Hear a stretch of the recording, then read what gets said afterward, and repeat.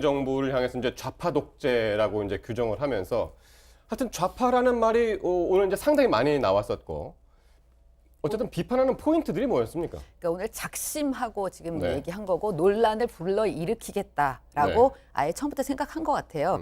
그러니까 이 사전에 이제 원고가 기자들한테 배포되잖아요. 네. 그 기자들이 그걸 보고 나서도 아 이거 오늘 굉장히 시끄럽겠구나라고 사전에 생각을 했는데 예. 왜냐하면 표현이 굉장히 다 자극적입니다. 일단 얘기한 대로 좌파 정권이라는 얘기 표현을 엄청나게 여러 번 했고요. 네. 그다음에 이 경제에 대해서는 헌정농단이다. 그러니까 국정농단이라는 표현이 이제 박근혜 네. 정부에 대해서 했던 건데 그거를 어허. 헌정농단이라 한 거는 예. 지금 이 문재인 정부의 그 경제 정책 자체가 소득주도 성장이나 이런 게 다 헌법을 위배할 정도로 자유민주주의라는 헌법을 위배할 정도의 정책이다. 예. 그런 얘기인 거고 그다음에 안보 외교와 관련해서는 지난번에 2월 28일 날 결국 북한이 비핵화 안 하려고 하는 거 확인한 거 아니냐. 네. 그러면서 이번에 종전선언까지 가능하다던 청와대 측의 김칫국 발언들이 참으로 민망해졌다라는 표현을 했고요. 예. 또 그동안에 먹튀 정권, 욜로 정권, 막장 정권이란 얘기를 들어도 전혀 이상할 것이 없는 정책들만 내놓고 있다. 이런 예. 표현을 했고요. 또 미세먼지, 탈원전, 보철거 같은 이런 사실은 예. 이런 경제나 안보 이런 거와 관련된 민생 이른바 민생 정책과 관련해서도 예. 문재인 정부가 좌파 포로 정권이라는 말을 들만하다. 이건 예. 뭐냐면 시민단체나 이런 쪽들도 다 좌파적인 이념을 가진 사람들이 얘기를 하고 있는데 그런 사람들 얘기만 듣고 있다. 이런 거죠. 하여튼 저희가 보통 이야기를 할 때도 직설적으로 하지 않고 이제 좀 돌려서 얘기하고 완곡하게 표현할 때 정치적인 발언이다라고 이제 그런 표현을 씁니다만은 오늘 정작 정치권에서는 정말 원색적인 발언들이 마구 튀어나와서 말이죠. 그렇습니다. 근데 저것도 정치적 발언이죠. 뭐냐면 판을 키우기 위해서. 예. 예를 들어서 이제 김성태 원내대표 시절에 그러니까 그 대표 연설을 하다가 갑자기 뜬금없이 문희상 의장 보고 막 뭐라고 해가지고 네. 그때 그랬던 곳이 기업들 하실지 네네네. 모르겠습니다만 원내 교섭단체 대표 연설에서 뭔가 판을 한번 흔들어주고 주목 효과를 끌어내고 나아가서 여기서 어떤 대여 대치 전선을 명확하게 만약에 국민들한테 각인시킨다면 성공이다. 네. 이런 식으로 정치적으로 고려를 하죠.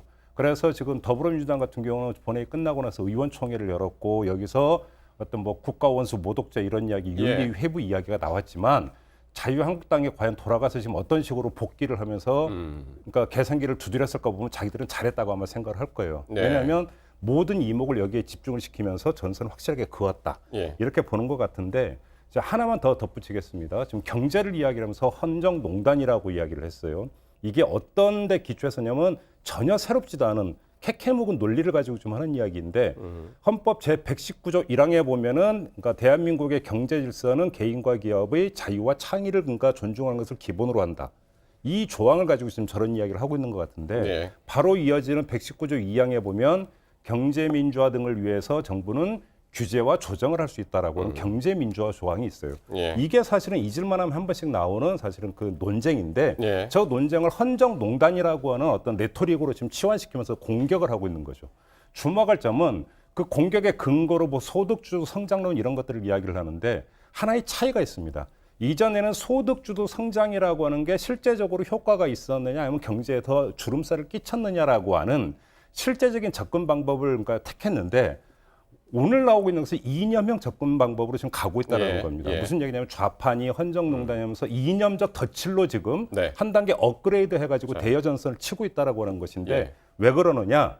그거는 이제는 어떤 조금씩 어떤 국정의 실패를 각인시키는 게 아니라 확실하게 전선을 긋고 내년 총선에 대비해서 강공 드라이브를 걸겠다라고 하는 사실상 대여 선전폭으로 보면 되고 네. 이런 점에서 본다면 이후 국회라고 하는 게 과연 얼마나 생산적으로 돌아갈까? 예, 예. 별로 생산적으로 돌아가지 않을 거다라고 하는 추론도 여기서는 성립이 될 수가 있는 거죠. 근데 이게 아마 전 그 표현이 좀 세서 그렇지 아마 내일 그 나경원 대표가 동작구 당신 지역을 돌 때 잘했다, 속 시원하다고 말씀하시는 유권자들도 저는 제법 될 거라고 봅니다. 그러니까 표현이 세서 그런 거지 지금 이 그 문재인 정권에서의 경제 정책에 대한 불만은 상당히 높거든요. 그다음에 리얼미터에 어제 나온 여론조사에서도 뭐 그게 오차범위 내이기는 하지만 문재인 대통령의 국정 수행 평가에서 부정 평가가 더 높습니다. 0.5% 차이라 하더라도 이런 거는 저는 민주당에서 이것을 무슨 국가 모독이다, 윤리위에 예. 넘길 거다 이런 그 반응